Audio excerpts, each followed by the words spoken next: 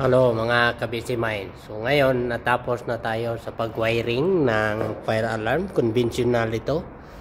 Yan. So ang kulang dito ay lalagyan natin ng flexible pababa tulad ng mga electrical. Lalagyan natin yung flexible para ating cable ay safety. Yan. Ito ay pababa. Yan. Direkta dito sa panel. Yan. Naka-embed yung ating box, pero yung panel ay surface type. Dito, kapag na-finish na ito, yan, dito lang ilagay natin yung box, panel board natin. Butasan natin sa likod, tapos ilabas itong kable na yan para sa termination sa ating panel. Dito naman sa baba, nilabel natin sa switch. Yan. Ito ay manual call point or MCP. Yan. Sa taas naman, yung box na yan ay bill. Alarm bill. Doon may full box. Yung tubo na yan, papunta yan sa labas. Dito.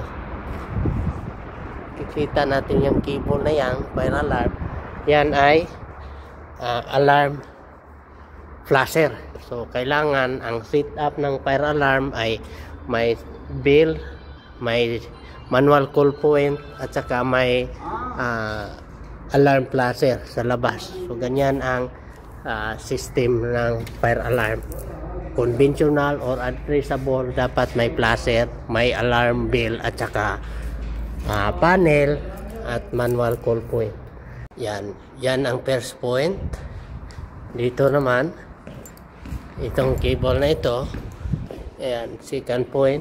Yan, papunta yan dito sa loob. Yan, yung tubo na yan. Dito sa loob, yan, makikita natin, yung cable na yan, isang cable. Yun ang last point. So, lagyan natin ng resistor kasi last point yan.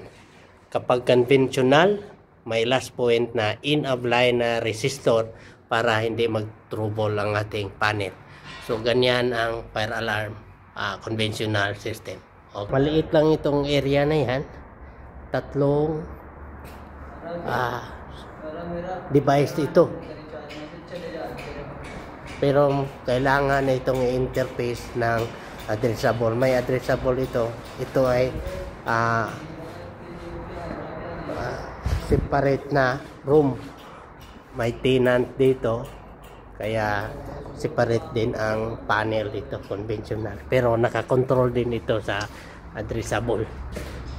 Okay, kung may idea din kayo sa mga fire alarm system, paki-share naman sa comment section.